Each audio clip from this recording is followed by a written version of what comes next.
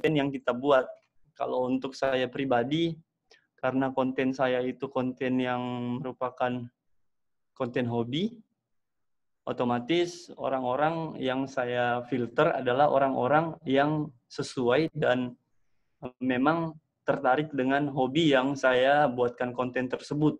Karena konten yang kebanyakan saya buat adalah konten mancing, otomatis orang-orang yang suka mancing di Indonesia dan bahkan di dunia sekalipun bisa terfilter dengan adanya strategi tersebut. Terus yang kedua, kualitas video. Kita harus mempertimbangkan kualitas video yang kita buat juga. Karena kita tahu sekarang YouTube sudah bukan lagi platform yang biasa, sudah banyak yang dikenal orang, otomatis saingan kita juga itu juga banyak pastinya. Karena ibarat pasar, kita menjual sayur, otomatis di samping kita juga itu kemungkinan besar akan menjual sayur juga. Apalagi jika melihat konten yang kita buat, itu banyak yang nonton, atau banyak yang partisipasi. Waalaikumsalam. Terus yang ketiga, konsistensi. Jika ingin mendapatkan hasil yang baik di platform apapun, kita harus konsisten dengan konten yang kita buat. Jangan lock up. Misalkan kita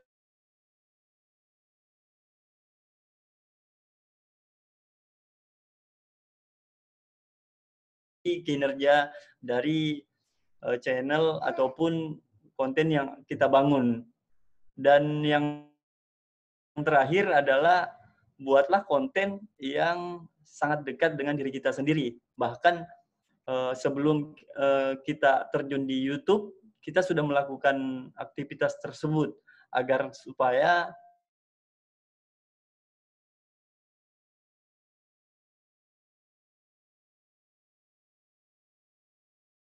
mungkin itu sedikit saran atau sedikit tips dari saya. Kalau misalkan masih kurang, silahkan di komen.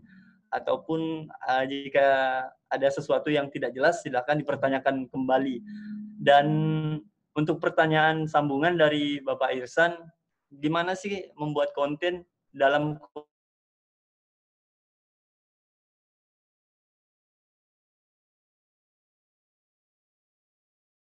konten, entah itu di indoor ataupun di outdoor? Saya akan membuat konten yang menurut saya sendiri bisa menghibur saya, karena jika kita membuat konten tapi si pembuatnya itu tidak merasa terhibur dengan konten itu sendiri, susah juga nantinya eksekusinya ataupun idenya itu akan tidak muncul.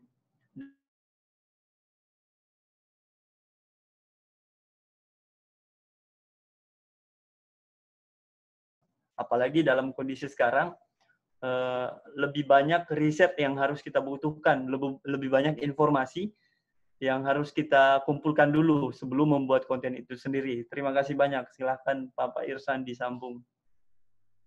Ya, terima kasih Saudara Ammar. Ya, tadi sudah dijawab oleh pertanyaan Pak Ismail.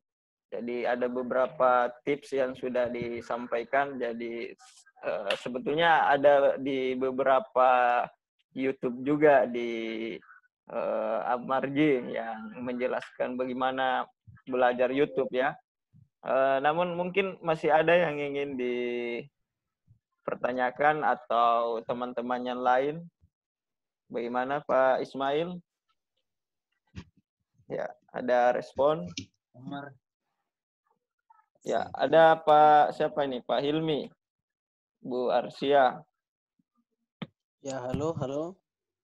Ya, Musdin. Ya, silakan mungkin teman lain. Ya, ya. Halo. Terima kasih Pak Ismail. Ya, Musdin, silakan. Ya. Yang lain boleh mematikan mic-nya dulu. Pak Ilmi atau Ibu Arsia. Silakan Musdin. Ya, Assalamualaikum warahmatullahi wabarakatuh. Waalaikumsalam warahmatullahi. Dan selamat berpuasa bagi teman-teman menarik tema yang kita bahas pada kesempatan kali ini. Yang saya ingin tanyakan ini sangat basic sekali terkait dengan para YouTuber pemula. Nah, kita tahu seperti mungkin menyambung apa yang disampaikan Pak Ismail tadi, bahwasanya kita ini daerah beda mungkin ketika di kota-kota besar yang sudah dianggap lumrah ketika banyak yang nge-vlog atau membawa kamera di mana-mana seperti itu. Nah, kesulitan bagi kita atau kami para YouTuber pemula adalah bagaimana terbiasa dan beradaptasi dengan lingkungan yang memang belum sepenuhnya menerima kehadiran konten-konten kreator. Nah, itu yang pertama. Kemudian bagaimana sehingga YouTube ini bisa membuat juga para pembuat kontennya itu menjadi lebih berdaya atau paling tidak bisa meningkatkan taraf hidupnya, kira-kira seperti itu. Nah, mungkin ada tips bagaimana menghadapi problem-problem seperti itu. Kita tahu banyak juga yang sudah mulai belajar menggeluti dunia YouTube, dan mudah-mudahan bisa berkembang di Enrekang. Kemudian yang terakhir yang ingin saya tanyakan, ini penting juga terkait dengan apa yang disampaikan tadi Mr. Ammarji. Bagaimana sih membuat konten, apakah harus sesuai dengan passion kita ataukah mengikuti seleranya subscriber, mengikuti selera penonton, kira-kira seperti itu. Terima kasih. Assalamualaikum warahmatullahi wabarakatuh.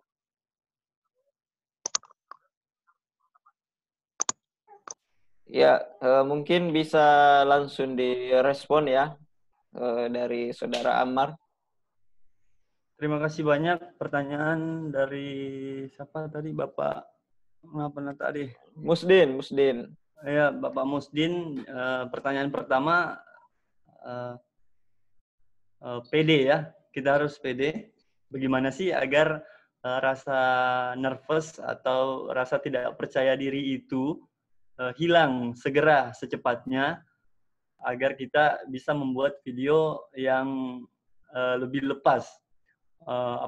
Apalagi jika kita berada di tempat ataupun di komunitas ataupun di kampung yang tabu, bahkan asing. Jika kita berada di depan kamera terus bicara sendiri atau ngobrol sendiri, mungkin kita dikira orang aneh atau orang gila. Itu pernah saya alami. 2016 saya mulai memperkenalkan vlog di Kabupaten Enrekang. Mungkin sebagian teman-teman di Enrekang itu akan sadar, saya pernah dijuluki sebagai orang gila baru di Enrekang karena aktivitas yang saya lakukan tidak sama dengan aktivitas orang asing lah menurut orang kebanyakan. Dan untuk mengatasi itu sendiri, sebenarnya pertama kita harus berada di lingkungan yang memang mensupport. Jadi kalau misalkan kita di suatu daerah yang vlog itu sendiri masih kurang yang mengetahui hal tersebut, cara paling ampuh adalah kita harus mencari teman yang memiliki pemikiran yang sama dengan kita, yang ingin menggeluti aktivitas YouTube itu sendiri. Karena jujur kalau kita sendiri melakukan hal tersebut, cobaan dan tantangannya itu sangat berat. Saya sudah mengalami, alhamdulillah saya sudah melewati tahapan tersebut. Walaupun saya akui banyak orang di luar sana yang tidak seberuntung saya pastinya. Karena saya sendiri merasakan bagaimana dicap sebagai orang aneh sebelumnya. Dan itu sangat berat. Itu sangat berat, Ferguso. Terus saran saya untuk teman-teman, karena sekarang YouTube sudah mulai familiar, mungkin beban tersebut itu sudah tidak seberat yang dulu-dulu, waktu 2016 itu masih asing. Kalau untuk yang sekarang, karena media sosial dan media digital itu sudah familiar, mungkin itu tidak terlalu berat. Silahkan carilah teman-teman sendiri yang ingin juga berpartisipasi. Mungkin itu jawaban dari pertanyaan yang pertama.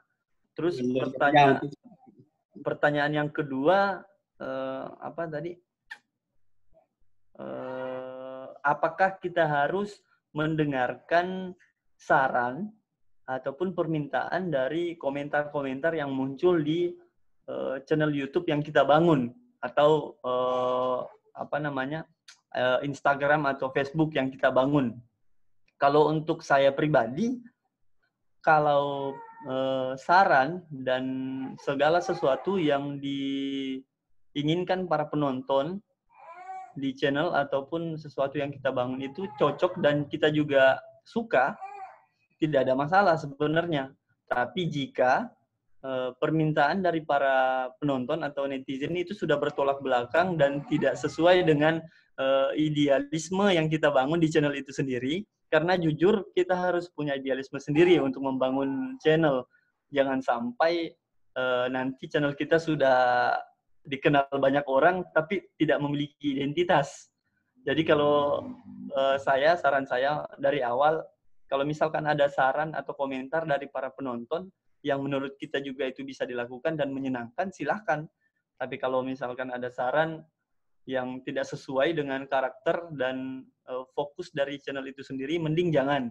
Walaupun saran itu ujung-ujungnya akan banyak yang nonton atau banyak yang respon. Contoh yang terjadi adalah di Indonesia sekarang itu konten-konten yang laku adalah kalau bukan konten prank, terus konten sosial eksperimen, bagi-bagi duit, atau bagi-bagi apa, atau pokoknya konten-konten yang menyakiti orang di Indonesia itu sendiri sangat ramai. Kalau untuk saya pribadi, karena saya tidak suka melakukan hal tersebut, jadi saya tidak melakukannya, walaupun saya sadar penonton di konten-konten tersebut itu sangat ramai. Jadi mungkin itu jawaban dari pertanyaan Bapak Musdin. Terima kasih banyak. Silakan dilanjut, moderator. Ya, terima kasih kepada Ammar yang memberi jawaban atau respon. Ya, mungkin dari teman-teman yang lain ada pertanyaan. Tadi yang banyak merespon ini Kak Ammar, mungkin ada pertanyaan ke Kak Naim terkait ya, karena kita materinya pada hari ini kerelawanan dan bekerja Boleh keras. bertanya lagi, moderator? Oh, siap. Silakan Pak Ismail. Ya. Pertanyaan lanjutan untuk Mr. Ammar.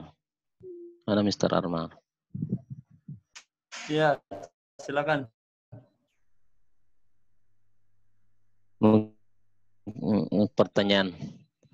Pertanyaan pamungkas ini, biar yang lain mungkin semangat jadi YouTuber juga. Oke, silakan. Kira-kira berapa pendapatannya Mr. Ammar ini minimal dalam sebulan, ya? Pendapatan minimal saja, supaya yang lain semangat ini. Berapa sih pendapatannya? Oke, ya. Langsung dijawab saja. Sambil disimpan dulu itu, ada pertanyaan masuk di kolom komentar Ammar, bisa juga direspon. Jadi bagaimana dari Ibu Arsia, bagaimana upaya yang dapat saya lakukan untuk menggunakan YouTube sebagai media dalam menginspirasi orang untuk berliterasi dengan percaya diri. Nah, ini mungkin butuh masukan. Ammar Junior, wah, silakan.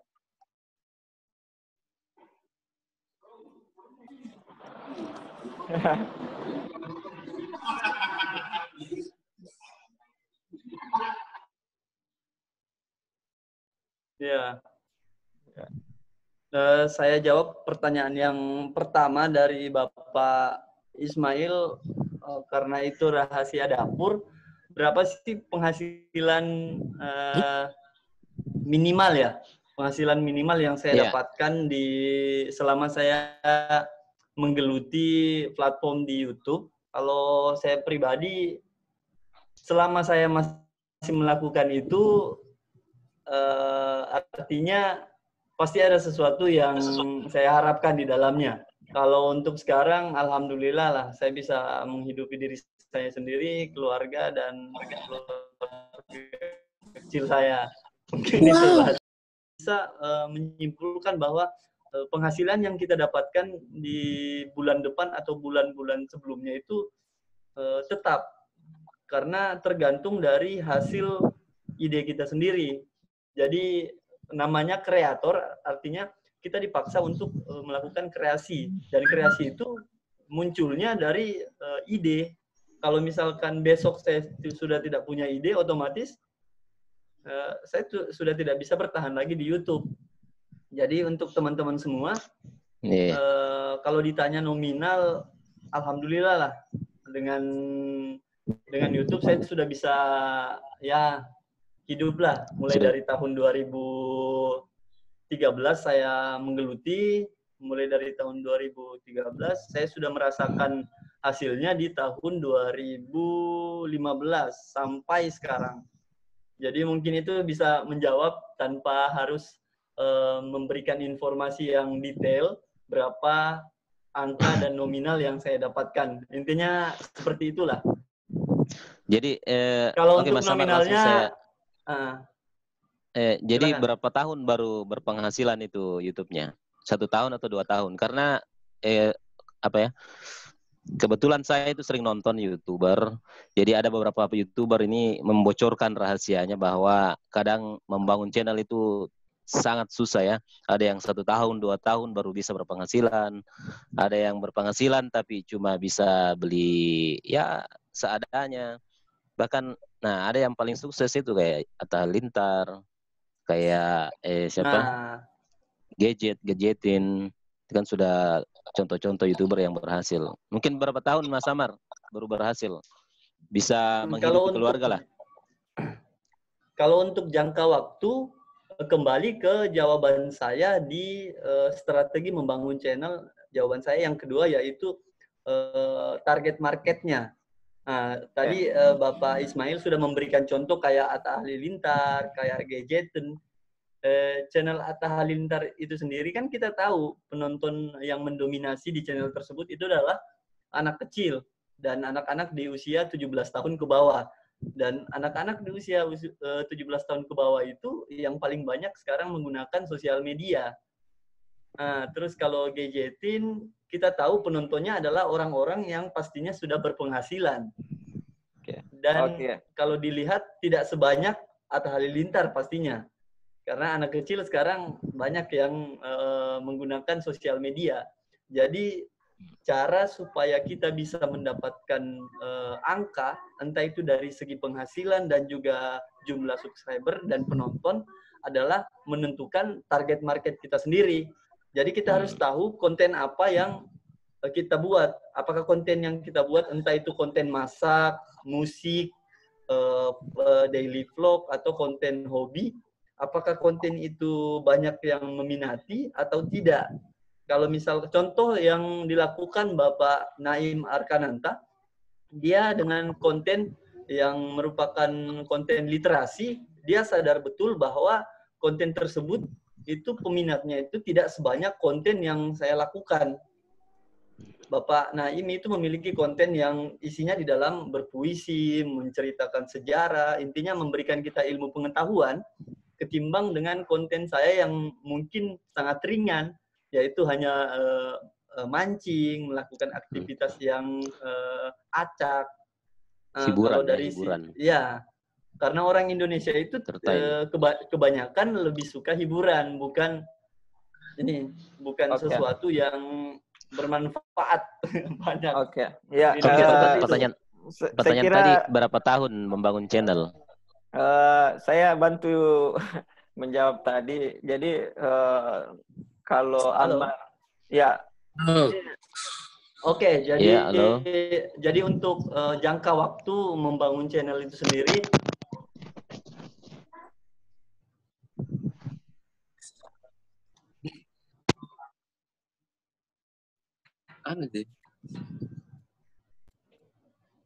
Ya, lanjut.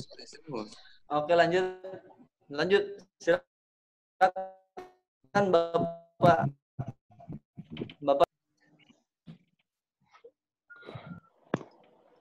Ya, mic-nya terputus. Jadi kalau disimak tadi penjelasannya Lanjut. Pak Ammar itu Atau Mr. Amar jawab dulu tadi, berapa tahun kemudian channelnya bisa berpenghasilan?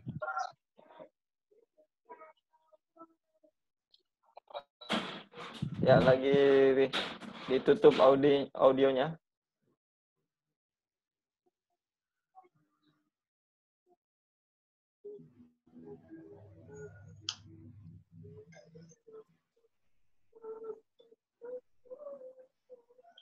Halo, ya. Pada dasarnya kalau kita mendengar tadi Ammar, tentu tergantung juga bagaimana kreativitas itu sehingga konten atau apa YouTube kita Ringan. ya Oke, Pak. mohon maaf jaringannya kurang bagus.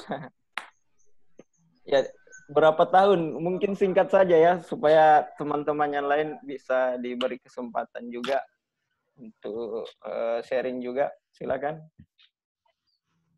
Kalau untuk jangka waktu yang dibutuhkan tergantung dari goals yang kita bangun sebenarnya. Ya. Kalau pertanyaan dari saya kan balik kembali pertanyaan tersebut ke Bapak Ismail. Berapa subscriber yang Bapak Ismail inginkan sebenarnya?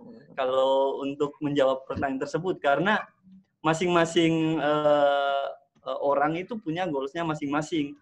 Ada yang tidak mempersoalkan subscriber, ada yang mempersoalkan. Ada yang mempersoalkan jumlah penonton, ada yang tidak mempersoalkan. Kalau saya pribadi, ya seiring sejalan. Kalau misalkan saya sering membuat video, otomatis pasti banyak yang ini. Banyak kemungkinan channel saya akan berkembang. Kalau untuk jangka waktunya, saya kasih jangka waktu 1 tahun. Kalau misalkan Bapak Ismail sering melakukan aktivitas di YouTube, otomatis goals yang Bapak Ismail buat bisa tercapai, bahkan lebih. Intinya konsistensi di dalam berinternet itu diperlukan juga. Ya, saya kira terima kasih banyak. Sudah menjawab ya Pak Ismail. Jadi kita masih ada beberapa menit lagi, sesi 25 menit lagi. Nah, dalam tema kerelawanan dan bekerja kreatif di tengah pandemi ini tentu tidak hanya bermain YouTube sebetulnya. Mungkin ada kreativitas yang lain yang teman-teman lakukan, khususnya di tengah-tengah bagaimana membantu orang-orang yang sedang terdampak pandemi. Walaupun sebetulnya semua kita ini kayaknya terdampak pandemi sehingga masuk di Zoom ini. Ya mungkin ada yang lebih spesifik bertanya terkait tema kita pada hari ini atau sharing bagaimana melakukan aktivitas kreatif, di samping itu tetap menjalankan aktivitas sosial, kerelawanan, ya. Silakan teman-teman, ada yang mau berbagi, bertanya, atau mungkin nanti Pak Naim yang memberi tambahan lagi, karena ada beberapa yang belum bergabung tadi. Silakan teman-teman semua.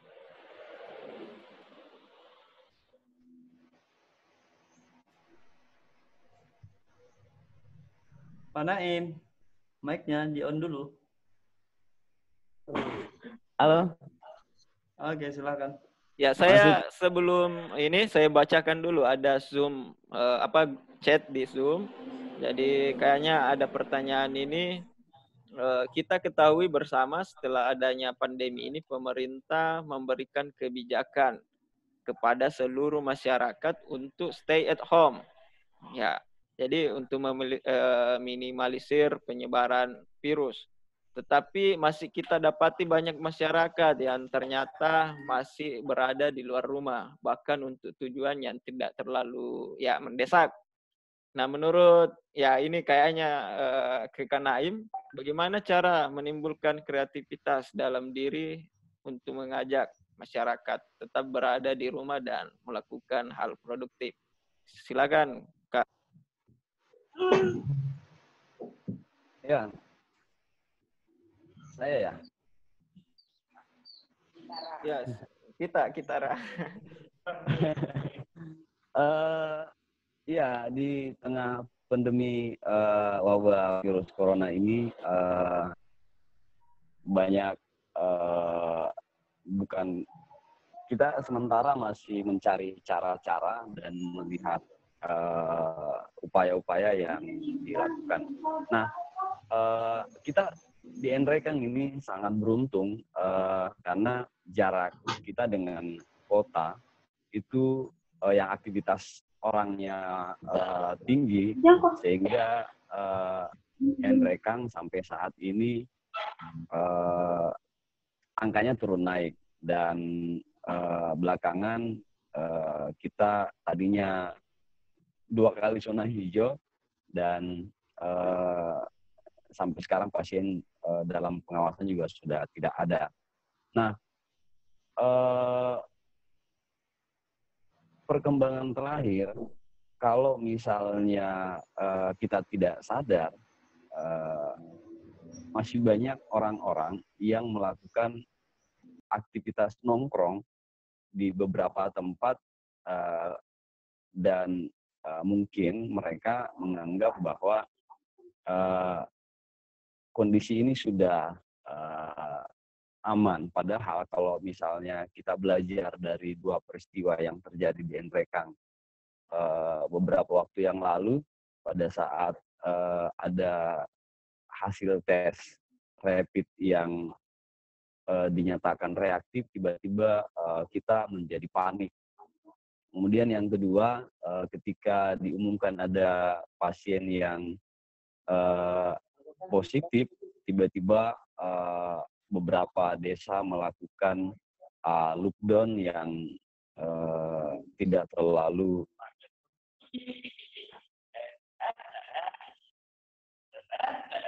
limitnya.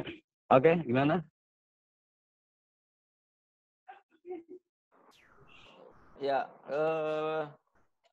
bagaimana teman-teman yang bertanya tadi dari Nur Aina?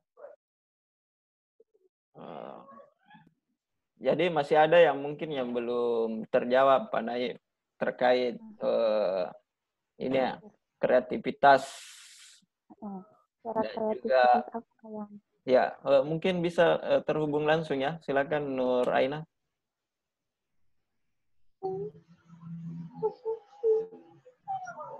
Ya, silakan Nur Aina.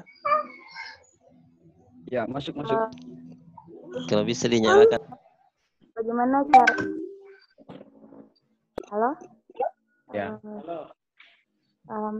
Menurut Kak Kanda Naim, bagaimana caranya menimbulkan kreativitas diri untuk mengajak masyarakat itu untuk tetap berada stay at home dan melakukan hal-hal yang lebih produktif seperti yang Kak Kanda Naim katakan tadi di YouTube, bahwa selalu memunculkan hal kreatif dan produktif. Ya, jadi pertanyaannya bagaimana supaya kita bisa produktif di rumah? Ya, mungkin ada cara-cara lain selain bikin konten YouTube, atau mungkin ada upaya-upaya yang lain yang bisa diberi masukan atau yang menarik dari teman-teman semua. Ya, kalau dari saya, mungkin karena aktivitas saya banyak, kalau lagi bete pegang HP langsung ngedit. Tapi kalau misalnya mendengar cerita teman-teman yang sama sekali baru melakukan aktivitas ketika ada masa dia tidak bisa ngapa-ngapain di rumah, lalu muncul kreativitasnya, itu seperti salah satu teman saya yang saya ceritakan itu adalah seorang honorer yang tadinya banyak bekerja di kantor. Pada saat ada aturan stay at home, dalam 1 minggu pertama mungkin dia tidak bisa ngapa-ngapain. Akhirnya dia bikin kalau kita bilangnya baje pangi. Baje pangi bahasa Indonesia apa ya? Ya pokoknya penganan lokal. Ya, penganan lokal yang di sekitar rumahnya anak-anak dia bikin itu karena bapaknya penyadap gula aren. Kemudian dia muncul idenya untuk bikin wajib baje. Sehingga pertama ketika dia iseng-iseng mengupload di status WA-nya, banyak yang memesan, dan sampai sekarang dia tidak menyangka tiap hari akhirnya bikin makanan lokal itu, dan hasilnya menggembirakan bagi dia. Dan nah, mungkin memang ada masa-masa kosong, masa-masa kita bucang kalau bahasa Indonesia, bahasa Endrekangnya gitu. Jadi masa-masa kita tidak mampu mengatasi keadaan yang tadinya kita ke kantor tiap hari dan akhirnya tinggal di rumah. Dan kalau kita tidak paksa untuk keluar dari kondisi kita yang berdiam diri itu, ya memang tidak bisa muncul ide. Tapi saya pikir keberadaan kita di rumah dengan akses internet yang luas, banyak ide-ide yang bisa kita lakukan.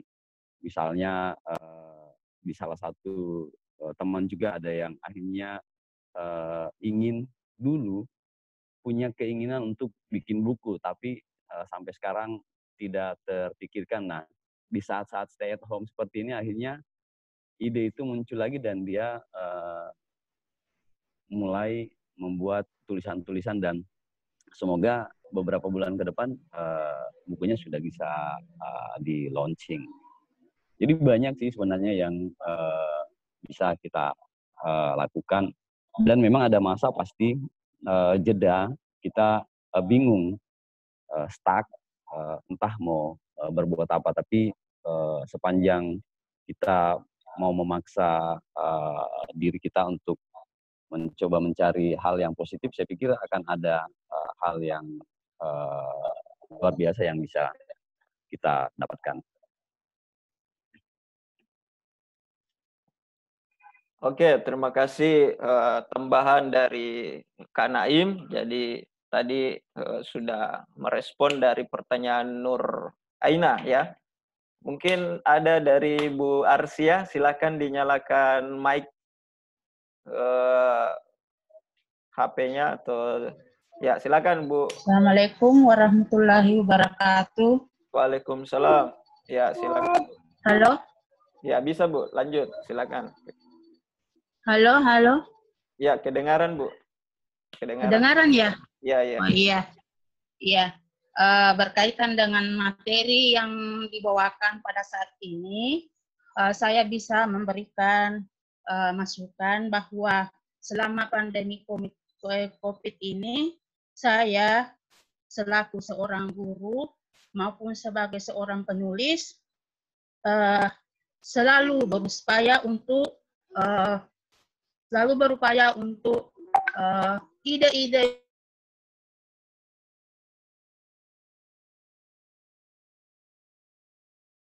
untuk menuliskannya melalui artikel. Jadi selama minggu ke-6 sudah ini, sejak tanggal 23 Maret, saya menugaskan kepada guru-guru di sekolah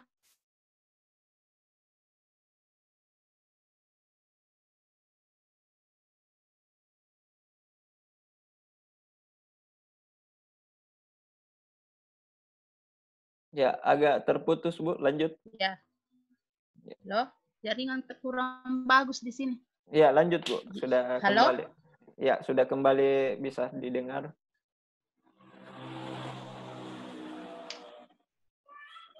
Halo? Ya, lanjut Bu. Ya, boleh.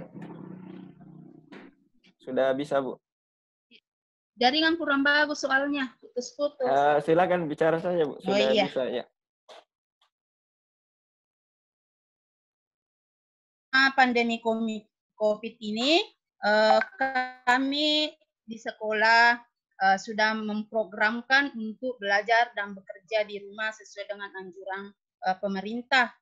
Jadi setiap minggu itu 5 hari per minggu itu, Senin sampai hari Jumat, guru-guru kami bersama siswa belajar dan bekerja melalui komunikasi lewat WhatsApp, masing-masing kelas, sehingga setiap hari itu kami dapat belajar dan bekerja di rumah, berdiskusi tentang materi yang ditugaskan kepada siswa di samping materi-materi yang ada ditayangkan di TPRI. Setelah itu hari Jumat sampai hari Sabtu kami membuat laporan hasil kegiatan selama online itu. Ya, itulah sebagai laporan kami kepada pengawas dan seterusnya, sehingga apa yang tercantum dalam kurikulum program yang telah kami susun dapat berjalan seperti apa yang telah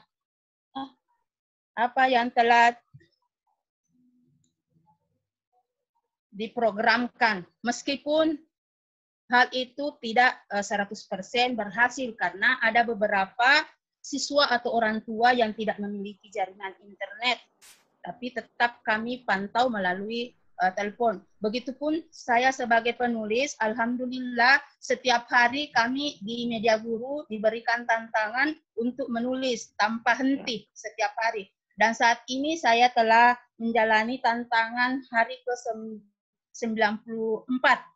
Jadi tanpa putus. Jadi ide-ide saya, apapun ide-ide saya tentang pengalaman saya, tetap saya akan tuliskan melalui artikel dan mengirimkan ke blog Gurusiana. Jadi itulah mungkin sebagai masukan untuk berkreativitas dalam keadaan pandemi ini. Oke, baik. Terima kasih Bu Arsia telah berbagi kepada kita. Jadi sebagai seorang guru tentu saja juga bisa melaksanakan aktivitas belajar mengajar lewat rumah, lewat teknologi yang digunakan. Dan juga ternyata Ibu Arsia ini di rumah selama ini ikut menyumbangkan karyanya berupa tulisan di blog ya, di Gurusiana, dan itu tentu saja sangat produktif. Dan ini mungkin salah satu cara untuk tetap produktif di rumah, jadi mengirimkan tulisan karena tidak harus ketemu langsung. Ya, mungkin ada dari saudara Arinda Nurul. Jadi ada juga yang sudah masuk di sini, Hilmi. Pernah katanya ada artikel yang berbunyi ketakutan yang diproduksi media lebih mematikan daripada COVID-19. Ya, nanti mungkin sedikit diberi penjelasan oleh Kak Naim atau juga Ammar. Tapi sebelumnya mungkin ada yang mau bertanya secara langsung. Arinda Nurul, siapa lagi yang belum? Sidik, siapa? Silakan. Ya, Arinda Nurul. Mungkin bisa juga dinyalakan videonya supaya kita lihat. Ya, silakan Arinda. Iya, yang bicara nyalakan video. Assalamualaikum warahmatullahi wabarakatuh. Silaturahim. Ya, silakan Arinda. Nggak usah, Mika. Oke, lanjut. Ya. Bisa Mi bertanya? Bisa. Oke, bismillahirrahmanirrahim. Jadi temanya ini kan tentang kreativitas dalam membuat konten. Nah, sekarang ini kan banyak yang membuat konten yang bersinggungan dengan topik-topik kebijakan pemerintah. Seperti itu. Tapi ini kan maksudnya untuk mengusahakan masyarakat agar mereka update tentang masalah politik dan ekonomi kita. atau menyadarkan masyarakat tentang kebijakan-kebijakan pemerintah yang kadang juga berat sebelah dan seterusnya. Tetapi malapetakannya justru banyak kemudian para konten kreator ini terjerat dengan undang-undang ITE dan seterusnya. Misalnya yang pernah menjerat Ali Baharsyah kalau tidak salah, karena kontennya dianggap mengandung unsur sara dan seterusnya. Yang ingin saya tanyakan kepada kakak-kakak selaku konten kreator, sebenarnya bagaimana kode etik dalam berkreasi di dunia maya seperti itu. Kira-kira seperti itu, Kak. Terima kasih. Oke, ya terima kasih kepada Arinda. Jadi bisa ditangkap ya pertanyaannya oleh Ammar maupun Kak Naim. Jadi bisa langsung dijawab. Ada 2 pertanyaan yang masuk, ada dari chatting dan tadi juga dari Arinda. Silakan, siapa yang mau duluan? Ammar? Pak Naim dulu lah, karena Ya. itu menyangkut dengan kode etik. Kode etik ya. Ya. Ya. Silakan di Pokoknya kode yang apa? menyangkut dengan sikap Pak Naim, silakan. Ya, Pak Naim, Iya. beri kode dulu. Jadi memang sebagai ya kalau saya sebagai orang yang punya channel dan sadar membagikan hal-hal yang terkait dengan literasi, jadi kadang-kadang ada pertarungan, misalnya bukan pertarungan sih, misalnya perdebatan apakah kita ingin bikin video yang banyak view-nya kemudian menghasilkan banyak uang, atau bikin video yang bisa memberikan pencerahan kepada orang tapi sedikit yang nonton. Jadi kadang-kadang kita berada di jalur itu. Jadi ada beberapa konten kreator yang mengindahkan hal-hal yang epik itu demi mengejar view dan mungkin pendapatan. Tapi belakangan ini kan YouTube sudah memberikan penegasan aturan-aturan yang sangat ketat, misalnya ujaran kebencian, terus kalimat-kalimat atau hal-hal yang berbau pornografi misalnya, kekerasan, itu sudah dibatasi. Dan memang menjadi konten kreator atau menjadi seorang YouTubers itu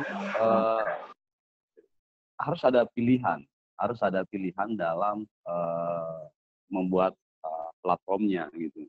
Dan kalau saya selama ini 3 tahun bermain di channel YouTube dan baru bisa bernapas sedikit karena masuk dalam aturan YouTube yang sudah ikut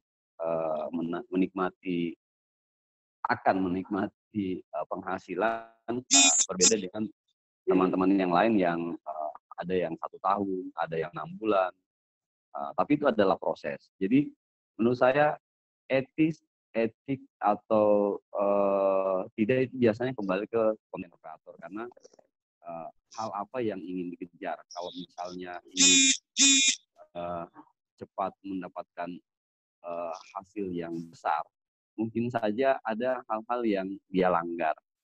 Nah, tapi kalau misalnya ada yang percaya dengan proses, menggali sesuatu, membuat karya dengan sebaik mungkin, dan suatu saat pasti akan ada hasilnya. Dan selalu saja proses itu hasilnya pasti bagus. Itu kalau dari saya. Ya, baik. Silakan, ada lanjut. tambahan dari Saudara Ammar. Silakan, Ammar. Kalau untuk saya pribadi, masalah kode etik di sosial media, apalagi di internet sekarang ini, menurut saya belum sempurna karena Indonesia masih gagap teknologi. Sebenarnya Undang-Undang ITE itu, menurut sejarah, itu baru dibuat di tahun 2000-an. Bahkan awal mula Undang-Undang ITE itu hanya diperuntukkan untuk transaksi bank pertama kali. transaksi bank. Kenapa? Karena ada banyak aktivitas pencurian data ataupun aktivitas phishing dan penipuan yang dilakukan di internet pada saat itu. Makanya Undang-Undang ITE itu dibuat.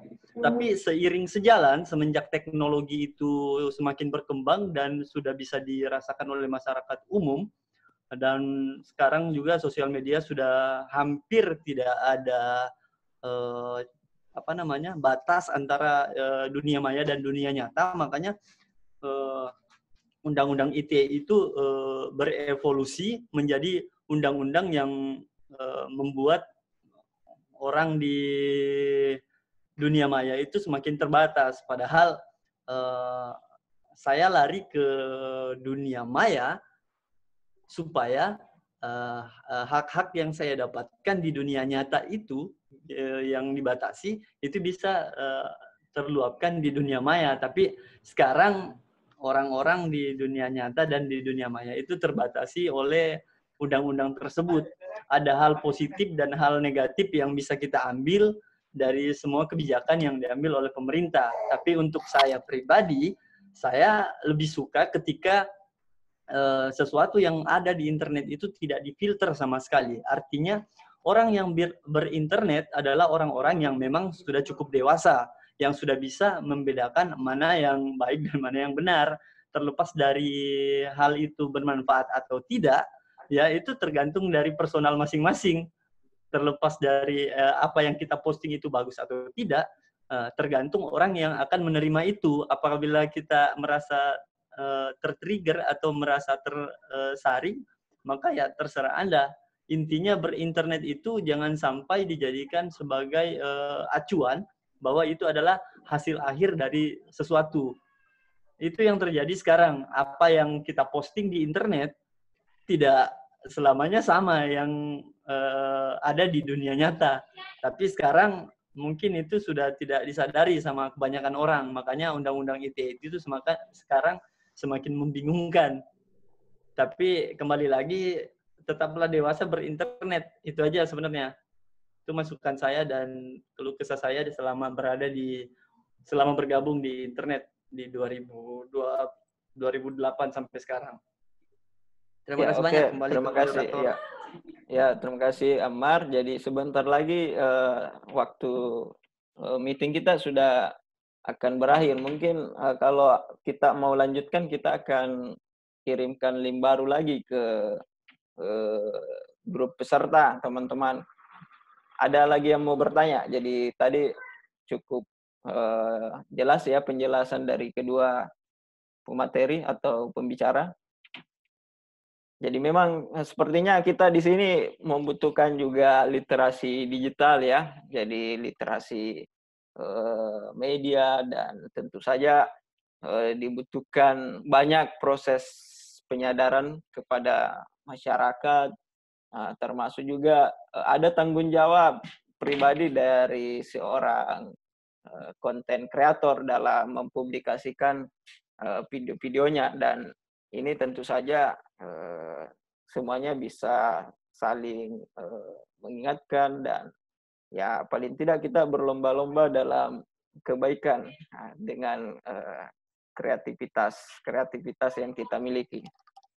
Ada lagi dari teman-teman semua atau sudah cukup? Ya, sudah cukup ya. Nah, kalau begitu mungkin ada statement closing dari Kak Naim.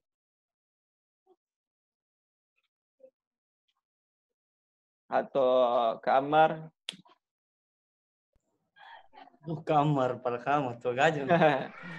Ya. Oke, closing statement dari saya untuk teman-teman semua yang mencoba keberuntungannya di sosial media, apalagi di internet, khususnya di konten kreasi, mau itu YouTube, Instagram, atau Facebook. Sebelum melakukan segala sesuatu, kita harus pertimbangkan dulu apa sih dampak yang akan kita timbulkan nantinya jika kita melakukan konten atau membuat sebuah ide.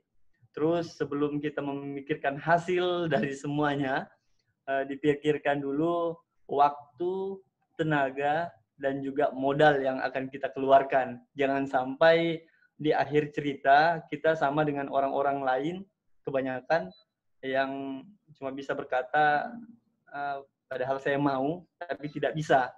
Makanya untuk memanfaatkan kondisi sekarang, kita sebelum eksekusi atau sebelum melakukan sesuatu, mungkin dipertimbangkan dulu. Intinya tetap